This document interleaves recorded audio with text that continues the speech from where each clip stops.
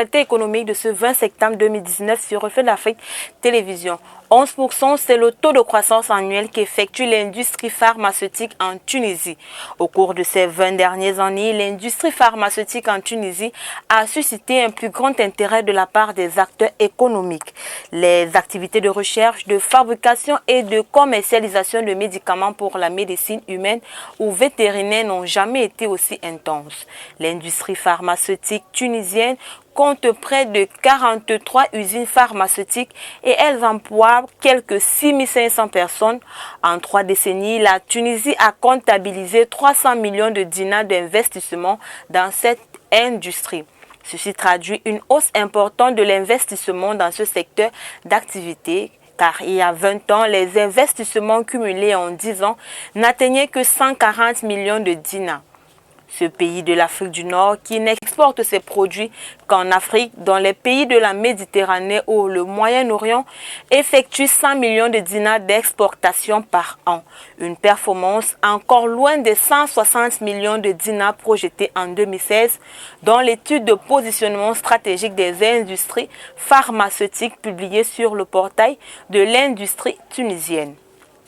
Les opérateurs nationaux tentent autant que possible de mobiliser les financements, souvent à l'international. Le secteur fait face à certaines difficultés qui constituent de véritables défis pour le ministère de tutelle qui devrait trouver des stratégies pour répondre aux problèmes de pénurie de médicaments.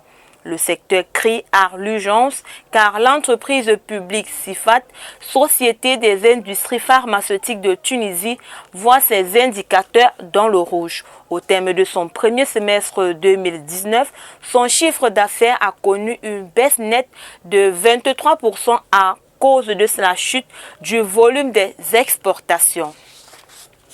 Au Nigeria, 22 millions, c'est le nombre qui correspond au baril de pétrole perdu à cause du vandalisme sur les oléoducs. 22,6 millions de barils de pétrole brut d'une valeur de 1,35 milliard de dollars ont été perdus au cours du premier semestre de cette année au Nigeria.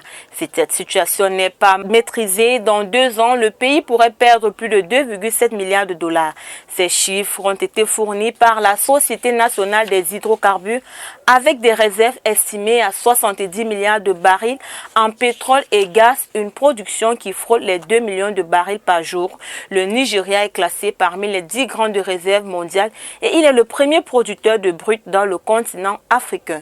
Des décennies de production ont enrichi des responsables gouvernementaux et généré des profits énormes pour des grandes compagnies étrangères.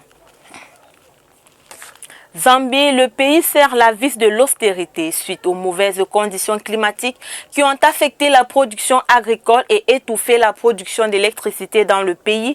Le président Edgar Lungu a réduit les prévisions de croissance économique pour 2019. Le pays qui est déjà très endetté, 10,7 milliards de dollars en 2018 contre 8,74 milliards de dollars en 2017, avec ses réserves de devises qui sont à la baisse, le Fonds monétaire international estime que la croissance devait être modérée à moyen terme. Les institutions de Bretton Woods reconnaissent une croissance de 2% cette année par rapport à la prévision initiale qui était de 4%. La Zambie, qui est le deuxième producteur de cuivre en Afrique, craint de se diriger vers une crise de la dette. Au Cameroun, le pays découvre 300 nouveaux sites miniers dans ces 10 régions.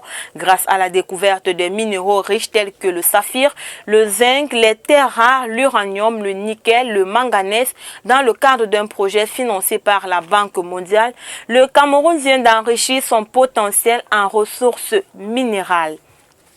Égypte, le taux d'inflation annuel des prix à la consommation en milieu urbain dans le pays passe de 5,5% en août contre 8,7% en juillet. Selon les analystes, il s'agit du plus bas taux depuis 6 ans, ce qui devrait entraîner de nouvelles baisses de taux de la part de la Banque centrale après celle engagée le 22 août dernier par le Comité politique monétaire. Les chiffres rendus publics par l'Agence nationale des statistiques restent encore en dessous des prévisions de la Banque centrale qui table sur une baisse de 9% d'ici fin 2020 et cette annonce intervient au moment où le programme de réforme économique engagé en 2016 et soutenu par le Fonds monétaire international se rapproche de son terme. Ces mesures d'austérité ont conduit à l'adoption d'un mécanisme qui permet d'aligner les prix du carburant à la pompe à ceux pratiqués sur le marché international avec la suppression progressive des majorités de subventions du secteur de l'énergie. C'est tout pour le point de l'économie. Retrouvons-nous lundi pour une nouvelle sortie. Les programmes sont en continu sur nos différentes pages Facebook, Twitter, Instagram ou sur notre site internet www.refletdafriquetélévision.com.